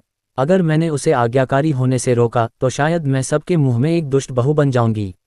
झाओ कियान असहाय थी, उसकी भौहों के बीच थकान का एक संकेत दिखाई दे रहा था। शादी के बाद जिंदगी वाकई कुछ हद तक असंतोषजनक थी, उतनी खूबसूरत नहीं जितनी उसने सोची थी। तुम्हें उसे उसके माता पिता और परिवार का असली चेहरा दिखाना होगा। ताओ यून के चेहरे पर निराशा के भाव थे। तुम्हारा परिवार उनके परिवार जितना संपन्न कैसे हो सकता है? आखिरकार तुम्हारा पति उन्हें चीजें और पैसे भेजता ही रहता है। मुझे लगता है तुम्हारे ससुराल वाले भाई बहन और नंदे जानबूझकर ऐसा कर रहे हैं। देखो, तुम्हारे पति वाकई पूरी तरह से उनके नियंत्रण में हैं। प्रिया बगल से सुन रही थी, उसे झाओ कियान की चिंता हो रही थी। कियान कियान, अगर तुम और तुम्हारे पति संपन्न हैं तो अपने ससुराल वालों और अपने परिवार की मदद करना स्वाभाविक है, लेकिन अगर तुम्हारी अपनी आर्थिक स्थिति कठिन है तो तुम्हें एक जोड़े के रूप में अपने जीवन को प्राथमिकता देनी चाहिए। उसने सलाह भी दी। मैं स्वाभाविक रूप से ऐसा ही सोचती हूँ, लेकिन दुर्भाग्य से लियू हिंग और मैं एक मत नहीं हैं। वह पूरी तरह से अपने माता पिता का पक्ष लेता है। झाओ कियान के चेहरे पर कड़वाहट के भाव थे। बच्चों की खातिर, इस परिवार की खातिर मैंने अपना अभिमान त्याग दिया है। मैं उससे हर दिन बहस नहीं कर सकती, वरना यह जिंदगी जीना नामुमकिन हो जाता। हमेशा ऐसा नहीं हो सकता। प्रिया ने थोड़ा भौहें चढ़ाईं, फिर उसकी आंखें अचानक चमक उठीं। उसने झाओ कियान की तरफ देखा और धीरे से कहा, मेरे पास एक तरीका है। कियान कियान, तुम इसे आजमा सकती हो। क्या? झाओ कियान ने जल्दी से प्रिया की तरफ देखा। तुम इसे आजमा सकती हो? प्रिया ने झाओ कियान को वह तरीका बताया जो उसने सोचा था। तुम हमेशा उससे बहस नहीं कर सकती। इसके बजाय उसे यह पता लगाने दो कि जिनके साथ वह सच्चा व्यवहार करता है, वे उसके साथ कैसा व्यवहार करते हैं। तभी उसका दिल तुम्हारी तरफ झुकेगा और उसे पता चलेगा कि कौन सचमुच उसकी परवाह करता है। झाओ कियान की आंखें चमक उठीं। वह मुस्कुराई और सहमत हो गई, प्रिया को धन्यवाद देते हुए। तियान तियान, तुम्हारा छोटा सा दिमाग बहुत तेज काम करता है। मुझे लगता है कि यह वाकई एक अच्छा विचार है। तियान तियान का तरीका, तुम सच में इसे आजमा सकती हो। लियू हिंग को शादी करने और परिवार शुरू करने के बाद अपने छोटे परिवार की भलाई की अनदेखी करते हुए मूर्खतापूर्ण व्यवहार नहीं करना चाहिए। ताओ यू ने भी जल्दी से सिर हिलाया, प्रिया के सुझाव से पूरी तरह सहमत होते हुए। ठीक है, मैं तुम दोनों की बात सुनूंगा। जब मैं वापस जाऊंगा तो मैं उन्हें परखूंगा। झाओ कियान ने मुस्कुराते हुए कहा। उनमें से कुछ ने एक दूसरे को लंबे समय से नहीं देखा था और उनके पास बात करने के लिए अनगिनत चीजें थीं। जैसे ही वे उत्साहपूर्वक बातें कर रहे थे, भोजन की सुगंध जल्द ही रसोई से आने लगी। सुगंध मोहक थी। जब चरण ने खाना बनाना समाप्त कर दिया तो सभी ने बर्तन मेज तक ले जाने में मदद की। रंग बिरंगे, सुगंधित और स्वादिष्ट व्यंजनों से भरी मेज को देखकर झाओकियान और ताओयू मदद नहीं कर सके और चरण की प्रशंसा में अंगूठा दिखा दिया। मुझे वास्तव में इसकी उम्मीद नहीं थी, चरण, वास्तव में आपके पास ये छिपी हुई प्रतिभा है। ताओयू, झाओकियान, आप तियान तियान के अच्छे दोस्त हैं और मेरे सहपाठी भी हैं। आज शर्माओ मत और खाओ। चरण ने मुस्कुराते हुए कहा, दोनों को खाने के लिए आमंत्रित किया। ठीक है, चलो खाते हैं, चलो खाते हैं। हर कोई आठ अमर मेज के चारों ओर बैठ गया। व्यंजनों को चखने के बाद झाओकियान और ताओयू ने चरण के खाना पकाने के कौशल की अंतहीन प्रशंसा की। विशेष रूप से ताओयू, चरण पर उसकी निगाहें और भी तेज हो गईं। प्रिया ने अपने दो अच्छे दोस्तों को खाने पर आमंत्रित किया, उनके चेहरे पर हमेशा मुस्कान रहती थी।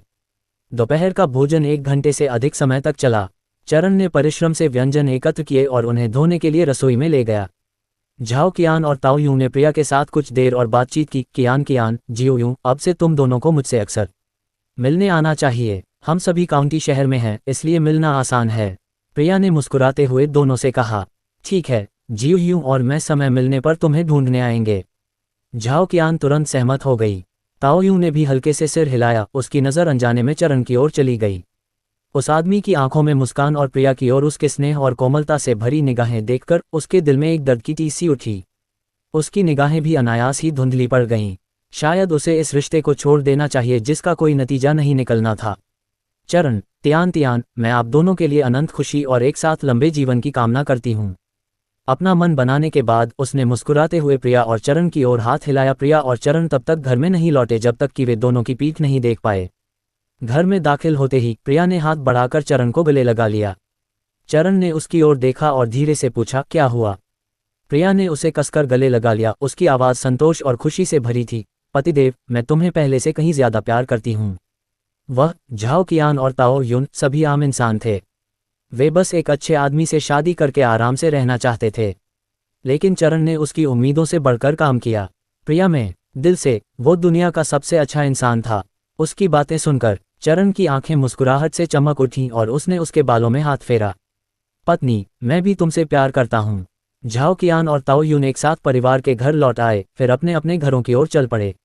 झाओकियान अपने दरवाजे पर पहुंची, उसे धक्का देकर खोला और देखा कि लियू हेंग बच्चे को गोद में लिए हुए धैर्यपूर्वक उसे लिविंग रूम में ले जा रहा है।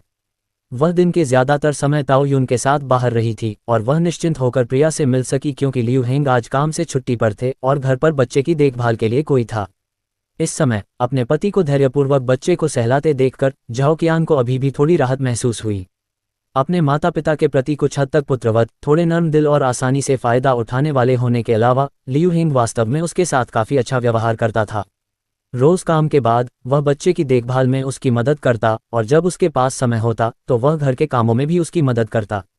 उनका वैवाहिक जीवन भी बहुत सामंजस्यपूर्ण था, इसलिए जब झाओकियान नाराज होती तब भी वह लियू हेंग को तलाक देने के बारे में कभी नहीं सोचती। कियान, तुम आखिरकार वापस आ ही गई। लियू हेंग ने उसे अंदर आते देखा तो उसके चेहरे पर बेचैनी के भाव उभर आए। जल्दी करो, बच्चा भूखा है, जल्दी से उसे खाना खिलाओ। झाओकियान ने सिर हिलाया, जल्दी से हाथ धोए और बच्चे को दूध पिलाने बैठ गई। उसका और लियू हेंग का बच्चा 6 महीने से भी कम उम्र का था और उसे इस समय दूध की जरूरत थी। आज झाओकियान के बाहर जाने से पहले उसने बच्चे के लिए थोड़ा दूध तैयार किया, लेकिन वह पर्याप्त नहीं था, इसलिए लियू हेंग ने बाद में उसे चावल का दलिया खिलाया। अब बच्चा नींद में था और चावल का दलिया काम नहीं कर रहा था। बच्चे को सुलाने के लिए दूध पिलाना जरूरी था। कियान, क्या आज तुम और शियाओ यून अपने पुराने सहपाठी से मिलने गए थे? लियू हेंग ने चिंता से पूछा। हाँ, तियान ने अपनी डेस्कमेट चरण से शादी कर ली है और आज उसके पति ने खुद जियाओयू और मेरे स्वागत के लिए स्वादिष्ट व्यंजनों से भरी मेज सजाए। झाओकियान बच्चे को खाना खिलाते हुए लियू हेंग से बातें कर रही थी। तियान का पति बहुत अच्छा है, वह पैसे कमा सकता है और अपनी पत्नी से बहुत प्यार करता है। मैं देख रही हूँ कि तियान एक नाजुक, जीवंत फूल की तरह लाड़ प्यार पा रही है और ज्यादा खूबसूरत होती जा रही है। लियू हेंग ने उसके स्वर में ईर्ष्या सुनी और जल्दी से उसके पास आकर उसकी कमर में हाथ डाला। क्या मैं तुम्हारे लिए अच्छा नहीं हूँ, मेरी पत्नी? झाओकियान मुस्कुराए, उसके माथे पर हाथ फेरते हुए। हाँ, तुम भी मेरे लिए अच्छी हो हेंगे, मुझे तुमसे शादी करने का कोई पछतावा नहीं है। हालांकि लियू हेंग अच्छा था, उसमें भी कुछ खामियां थीं। लेकिन उसे लियू हेंग को और भी बेहतर बनाने का कोई रास्ता ढूंढना था। 2 दिन बाद जैसे ही लियू हेंग दोपहर को काम से छूटा, उसने ताओयू को तेजी से दौड़ते हुए देखा। उसका चेहरा चिंतित था।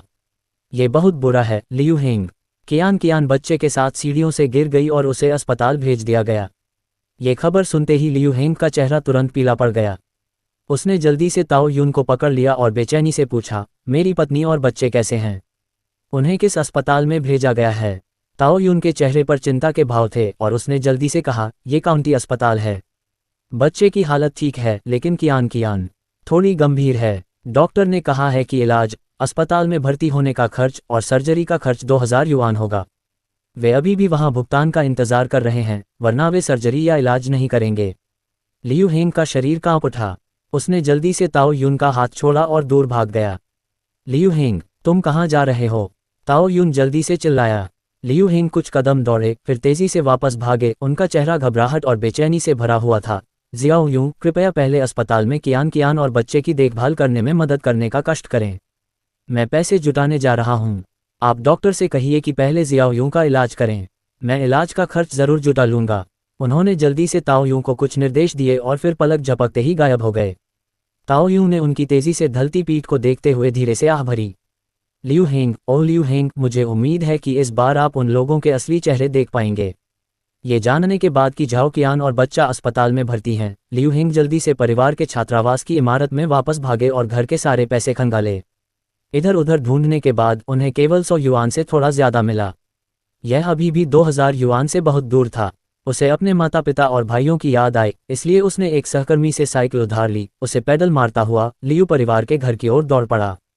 लियू परिवार के घर पहुंचकर जैसे ही वह आंगन में दाखिल हुआ, वह तुरंत चिल्लाया, पिताजी, माताजी, बड़े भाई, बड़ी भाभी, तीसरे भाई, तीसरी भाभी, मदद करो। लियू परिवार के सदस्य अभी मेज के चारों ओर खाना खा रहे थे कि अचानक उन्होंने उसकी चीख सुनी और वे सभी आश्चर्य से सिहर उठे। तुम चिल्ला क्यों रहे हो? क्या हुआ? लियू पिता ने अपना कटोरा और चॉपस्टिक नीचे रख दिए और लियू हेंग को नाराजगी से देखा। मेरी पत्नी और बच्चे घायल हैं और अस्पताल में भर्ती हैं और उन्हें इलाज के लिए 2000 युआन चाहिए। पिताजी, माताजी, बड़े भाई, बड़ी नंद, तीसरे भाई, तीसरी नंद, कृपया कुछ पैसे इकट्ठा करने में मेरी मदद करें, वरना अस्पताल उनका इलाज नहीं करेगा। लियू हेंग चिंता से पसीने से तरबतर हो रहा था और उत्सुकता से अपने परिवार की ओर देख रहा था। दूसरे बेटे झाओ कियान और लेले कैसे घायल हो गए? लियू माँ ने भौहें चढ़ाकर पूछा। मैंने सुना है कि वह सीढ़ियों पर एक सीढ़ी चूक गई थी। लियू हेंग ने संक्षेप में समझाया, फिर जल्दी से सभी से मदद मांगी। अब मुझे पैसों की सख्त जरूरत है। पिताजी, माता, बड़े भाई, बड़ी भाभी, तीसरे भाई, तीसरी भाभी, कृपया पहले मुझे उधार दे दो और मैं बाद में जल्द से जल्द आपको चुका दूंगा। यह सुनकर कमरे में मौजूद सभी लोग चुप हो गए कि लियू हेंग इतने पैसे उधार लेना चाहता है। पहले कोई नहीं बोला। ये देखकर कि कोई नहीं बोल रहा है, लियू हेंग की आंखों में चिंता दिखाई दी। सब लोग वहां बैठे मत रहो। मेरी पत्नी और उनका बच्चा अपनी जान बचाने के लिए इस पैसे का इंतजार कर रहे हैं। दूसरे बेटे, हमारी भी हालत ठीक नहीं है। ऐसा क्यों न हो, मेरे पास 20 युआन हैं, तुम पहले इसे ले लो। लियू माँ ने लियू पिता से नजरें मिलाईं, फिर अपनी जेब से मुट्ठी भर खुले पैसे निकाले और लियू हेंग के हाथ में रख दिए। बड़े और तीसरे भाइयों के परिवारों ने भी ऐसा ही किया, जल्दी से मुट्ठी भर खुले पैसे निकाले और लियू हेंग के हाथ में रख दिए। लियू हेंग ने अपने हाथ में मुट्ठी भर 1 युआन, 2 युआन, 1 डाइम, 2 डाइम के नोट देखे।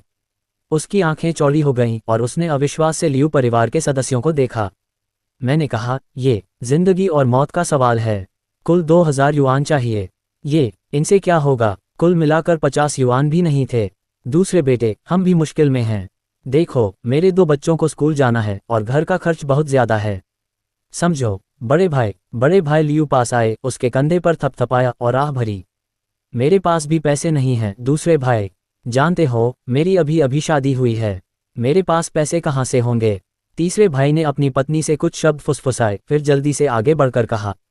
लियू हेंग का चेहरा धीरे धीरे पीला से राख जैसा हो गया। वह जानता था कि उनके पास पैसे हैं, लेकिन अब जिंदगी और मौत के इस पल में जिस परिवार के साथ उसने ईमानदारी से पेश आया, उन्होंने उसकी मदद करने से ही इनकार कर दिया। उन्होंने बस अपनी आंखों से उसकी पत्नी को अस्पताल में पड़ा देखा। उसकी ईमानदारी सचमुच कुत्तों पर बर्बाद हो गई। लियू हेंग की आंखें धीरे धीरे लाल हो गईं। तुम सच में मुझे पैसे उधार नहीं दोगे? ऐसा नहीं है कि हम उधार नहीं देंगे, बल्कि हमारे पास पैसे ही नहीं हैं। लियू परिवार के सभी सदस्यों ने बेबस होकर हाथ फैला दिए। लियू हिंग इतना गुस्से में था कि हंसते हुए बोला, वाह वाह, 2000 युआन। 2000 युआन ने मुझे तुम लोगों के असली चेहरे देखने का मौका दिया है। पहले भी मैंने तुम्हारे लिए अपना दिल खोल कर रखा था, लेकिन मुझे उम्मीद नहीं थी कि बदले में सिर्फ तुम्हारा झूठा दिखावा मिलेगा। दूसरे बेटे, ये कैसी बात है? हम पहले ही कह चुके हैं कि हमारे पास पैसे नहीं हैं, तुम कहीं और जाकर कोई रास्ता सोचो। सचमुच, कितनी अप्रिय बात है। बड़े और तीसरे भाइयों की पत्नियां लियू हेंग के प्रति असंतोष से भरी हुई बड़बड़ाने लगीं। लियू हेंग ने अपने सामने इन परिवार के सदस्यों के असली चेहरे देख लिए। उसने दांत पीसते हुए कहा, अच्छा अच्छा, चूंकि आज तुम लोग बेकार खड़े हो, तो अब से ऐसा व्यवहार करो कि मैं तुम्हारा बेटा नहीं हूं, मैं तुम्हारा भाई नहीं हूं। अब से हम सारे रिश्ते तोड़ देंगे। ये शब्द जोर से कहने के बाद वह घर से बाहर निकल गया। धमाका टिल्ड, आसमान में बिजली चमकी और तेज बारिश होने लगी। लियू हिंग अपनी साइकिल पर सवार होकर भारी बारिश का सामना करते हुए दूसरे रिश्तेदारों और दोस्तों से पैसे उधार लेने निकला। कुछ दोस्तों ने उसके परिवार की बदकिस्मती के बारे में सुनकर उदारता से मदद की पेशकश की और उसके इलाज के खर्च के लिए तुरंत पैसे जमा किए। हालांकि कुछ लोगों ने उसे दरवाजे के अंदर भी नहीं आने दिया और भगा दिया। लियू हिंग भारी बारिश में काफी देर तक गिड़गिड़ाता रहा और सिर्फ 1000 युआन ही इकट्ठा कर पाया। उसका दिल पूरी तरह से ठंडा हो गया था, लेकिन उसने ज्यादा देर करने की हिम्मत नहीं की। उसने पहले अस्पताल जाने का फैसला किया, डॉक्टर से झाओ कियान का तुरंत इलाज करने की विनती की और उसे और पैसे जुटाने का समय दिया। जब वह अस्पताल पहुंचा, पूरी तरह भीगा हुआ और साइकिल चला रहा था, तो उसने झाओ कियान के वार्ड को देखा और देखा कि ताओ यू बच्चे को गोद में लिए गलियारे में इंतजार कर रहा है। जियाओ यूं, कियान कियान कैसी है? क्या डॉक्टर ने उसका इलाज किया? लियू हिंग का चेहरा पीला पड़ गया। उसने जल्दी से बच्चे को ताओ यून की बाहों से लिया और उसे सिर से पैर तक जांचा। ये देखकर कि बच्चे के माथे पर सिर्फ धुंध थी और कोई और चोट नहीं थी, उसने जल्दी से बच्चे को कसकर गले लगा लिया और झाओ कियान की हालत के बारे में पूछा। कियान, आह, कोई बात नहीं, अंदर जाकर खुद उससे पूछ लो। ताओ यून ने बच्चे को उसकी बाहों से लिया और लियू हिंग से कहा, तुम दोनों पति पत्नी अच्छी तरह बात कर लो। उसकी बातें सुनकर लियू हिंग और भी बेचैन हो गया। वह वार्ड के दरवाजे की तरफ बढ़ा, उसकी उंगलियां थोड़ी कांप रही थीं क्योंकि उसने दरवाजे का हैंडल पकड़ा, दरवाज़ा धक्का देकर खोला और अंदर चला गया। अंदर जाते ही उसने झाओ कियान को बिस्तर के हेडबोर्ड से टेक लगाए देखा, उसका चेहरा पीला पड़ गया था और वह उसे देख रही थी। कियान, क्या तुम ठीक हो? लियू हिंग तुरंत बिस्तर के पास पहुंचा, हाथ बढ़ाकर झाओ कियान का हाथ थाम लिया, उसका चेहरा चिंता से भरा हुआ था। झाओ कियान ने उसकी बेचैनी और चिंता को महसूस किया और उसके भीगे हुए कपड़े देखकर उसकी आंखों में परेशानी का एक स्पष्ट भाव प्रकट हुआ। भाई हिंग, चिंता मत करो, मैं ठीक हूँ। मैंने बस गलती से अपना टखना मोड़ लिया था। यह उतना गंभीर नहीं है जितना आप सोच रहे हैं। वो कियान, ये बहुत अच्छा है कि आप ठीक हैं। जब लियू हिंग ने सुना कि उसका केवल टखना मुड़ा है और उसे कोई गंभीर चोट नहीं है, तो वह तुरंत जमीन पर गिर पड़ा, खुद को उसका हाथ पकड़ने और रोने से नहीं रोक सका। झाओ कियान उसे रोता देख टूट गया और जल्दी से उसे खींचने के लिए आगे बढ़ा। भाई हिंग, ऐसे मत करो, जल्दी से उठो। मुझे बस इतना डर था कि आपको और बच्चे को कुछ हो जाएगा।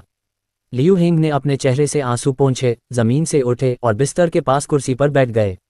यह अच्छी बात है कि तुम ठीक हो कियान। तुम्हें पता नहीं, जब जियाओ यून ने मुझे बताया कि तुम गंभीर रूप से घायल हो गए हो, तो मैं पैसे जुटाने दौड़ा, लेकिन कौन जानता था। लियू हिंग ने झाओ कियान को पैसे जुटाने की पूरी प्रक्रिया बताई, बीच बीच में गुस्से में अपनी जान पर थपकी भी दी। मेरे माता पिता, मेरे बड़े भाई और भाभी, मेरे तीसरे भाई और भाभी, आज आखिरकार मुझे उनकी असलियत समझ आ गई। मैं उनके साथ बहुत अच्छा व्यवहार करता था, लेकिन मुझे कभी उम्मीद नहीं थी कि अब जब हमारा परिवार मुश्किल में है, तो वे हमारी मदद भी नहीं करेंगे। उसने दांत पीस लिए, उसकी आंखें लियू परिवार के सदस्यों के प्रति असंतोष से भर गईं। उसे यह कहते हुए सुनकर झाओ कियान की आंखों में राहत के आंसू आ गए। उसके आंसू देखकर और झाओ कियान की पिछली सलाह को याद करके लियू हिंग को और भी शर्मिंदगी महसूस हुई। मुझे माफ करना कियान, मुझे तुम्हारी बात पहले ही मान लेनी चाहिए थी। उनकी वजह से मैंने तुमसे कई बार बहस की है। मैंने गलत किया है। भाई हिंग, यह अच्छी बात है कि आप समझ गए। झाओ कियान ने उनका हाथ पकड़ा और रुंधे गले से कहा, कहते हैं दिल मांस से बने होते हैं, लेकिन उनके दिल नहीं हैं। वे हमेशा दूसरों से लेते हैं, लेकिन बदले में कुछ नहीं देते। तुम सही कह रहे हो कियान, मैं आगे से इतनी मूर्खता नहीं करूंगा। लियू हिंग ने जोर से सिर हिलाया। इस बार तुम्हारे लिए चिकित्सा निधि जुटाकर मुझे अपने आसपास के सभी लोगों का असली चेहरा दिखा दिया। जो लोग हमारी मदद करने को तैयार हैं, हम भविष्य में उनका 2 गुना बदला चुकाएंगे, और जो लोग निर्दयी और कृतघ्न हैं, मैं अब उनसे कोई नाता नहीं रखूंगा। मैं भाई हिंग का समर्थन करता हूँ। झाओ कियान के चेहरे पर मुस्कान आ गई। उद्धरण चिन्ह। मुझे सच में समझ नहीं आ रहा कि जियाओ यून ने यह बात कैसे फैला दी कि तुम गंभीर रूप से घायल हो गए हो। इससे मैं लगभग डर गया। लियू हिंग ने भौहें चढ़ाईं और शिकायत की। ये सुनकर झाओ कियान थोड़ा हिचकिचाया, लेकिन फिर भी उसने उसे अपनी गलती मान ली। भाई हिंग, दरअसल जब मैं इस बार अस्पताल में भर्ती हुई थी तो मैंने जियाओ यून से आपको यह इसलिए बताया क्योंकि मैं चाहती थी कि आप उनके रवैये और इरादों को समझें। उसने लियू हिंग को सब कुछ ध्यान से समझाया, थोड़ा असहज महसूस करते हुए, चिंतित थी कि लियू हिंग उससे नाराज हो जाएगा। झाओ कियान का सीढ़ियों पर ठोकर खाना वास्तविक था, एक दुर्घटना थी, लेकिन ताओ यून द्वारा इसे बड़ा चढ़ाकर बताना कुछ ऐसा था जिस पर उन्होंने चर्चा की थी और फैसला किया था। दोनों इस अवसर का उपयोग लियू हिंग को लियू परिवार के सदस्यों के असली चेहरे दिखाने के लिए करना चाहते थे। झाओ कियान की बातें सुनकर लियू हिंग वास्तव में हैरान था, लेकिन फिर उसने सोचा कि लियू परिवार की वजह से अतीत में उसने और झाओ कियान ने कितनी बार बहस की थी। अचानक उसे समझ में आने लगा कि उसकी पत्नी ने ऐसा क्यों किया था। लियू हिंग के दिल में थोड़ी खटास आ गई और उन्होंने झाओ कियान से माफ़ी मांगी। मुझे माफ़ करना कियान। अब से चलो अपनी अपनी छोटी सी जिंदगी अच्छे से जिएं। जहाँ तक उन लोगों की बात है, मैं भविष्य में उनसे दूरी बना लूँगा। झाओ कियान धीरे से उसकी बाहों में झुक गई, उसकी आंखों में एक चमक दिखाई दी। तियान, तुम्हारे विचार के लिए शुक्रिया। खेत में शरद ऋतु की जुताई के बाद चरण के पास 2 दिन की फुर्सत थी। तियानशेंग इलेक्ट्रिक फैक्ट्री के बिजली के उपकरणों का पहला बैच तैयार हो चुका था और लॉन्च होने वाला था। बिजली के उपकरणों के पहले बैच की मात्रा ज़्यादा नहीं थी, इसलिए चरण ने शुआंगशी डिपार्टमेंटल स्टोर को पहले सभी को बेचने का अधिकार दे दिया। जब से बिजली के उपकरणों का ये बैच शुआंगशी डिपार्टमेंटल स्टोर की अलमारियों पर आया, शरद हर दिन जोश से भरा रहा। ये बिजली के उपकरण पुराने मॉडलों की तुलना में ज़्यादा नए और शक्तिशाली थे। जैसे ही ये बिक्री पर आए, ये तेज़ी से लोकप्रिय हो गए। बाजार में खबर फैलने के बाद तियानशेंग इलेक्ट्रिक फैक्ट्री को जल्द ही कई ऑर्डर मिलने लगे। विद्युत उपकरण कारखाना धीरे धीरे गति पकड़ रहा था। ये देखकर चरण ने अपना ध्यान येरेन डेली केमिकल कारखाने पर केंद्रित कर दिया। साइकिल से कारखाने की ओर जाते हुए वह सीधे कारखाने के निदेशक के कार्यालय में पहुंचा। कारखाने की निदेशक किन यू ने उसे देखा और खुशी से कहा, मालिक, आपके लिए यहां आना वाकई आसान नहीं है। येरेन डेली केमिकल कारखाने के खुलने के बाद से चरण ने कुल मिलाकर केवल 3 बार से भी कम दौरा किया था। कारखाने की निदेशक किन यू के लिए किसी और की तो बात ही छोड़िए, उनसे मिलना भी मुश्किल था। ये सुनकर चरण अपनी नाक खुजाने से खुद को रोक नहीं पाया। बहन यू, अब कारखाने का क्या हाल है? किन यू मुस्कुराए और उसे चिढ़ाना बंद कर दिया। उसने चरण को बैठने के लिए कहा और अपनी मेज से एक दस्तावेज उसे दिया। आधिकारिक परीक्षण के लिए भेजे गए नमूनों में मॉइस्चराइजिंग, गोरापन, झुर्रियां कम करने, दाग धब्बे मिटाने और बुढ़ापे से बचाने वाले त्वचा देखभाल गुण हैं। फिलहाल उत्पादों के पहले बैच का उत्पादन शुरू हो गया है।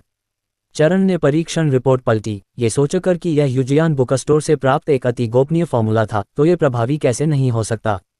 अच्छा, उत्पादन मानकों का कड़ाई से पालन करना और गुणवत्ता सुनिश्चित करना सुनिश्चित करें। चरण ने गहरी आवाज में निर्देश दिया। ठीक है बॉस, चिंता न करें, मैं सख्त गुणवत्ता नियंत्रण सुनिश्चित करूंगा। किन यू ने जल्दी से सिर हिलाया। क्या कोई और नमूने हैं? मुझे 2 या 3 सेट लाओ, चरण ने पूछा। हाँ, मैं अभी जाकर तुम्हारे लिए ले आती हूँ। चरण को ये बताने के बाद किन यू जल्दी से तैयार किए गए नमूने लेने गोदाम गई। जल्द ही वह स्किनकेयर उत्पादों से भरा एक पूरा बैग लेकर वापस आए। ये 3 पूरे सेट हैं, जिनमें गुलाब हाइड्रेटिंग टोनर, गुलाब एसेंस, गुलाब लोशन, गुलाब फेस क्रीम और गुलाब एसेंशियल ऑयल शामिल हैं। इन स्किनकेयर उत्पादों को अलग अलग या संयोजन में इस्तेमाल किया जा सकता है। अगर इन्हें एक साथ इस्तेमाल किया जाए तो प्रभाव और भी ज़्यादा स्पष्ट होंगे। किन यू ने अनुमान लगाया कि बॉस शायद ये नमूने उपहार के रूप में चाहते हैं, इसलिए उसने जल्दी से उनका परिचय देना शुरू कर दिया।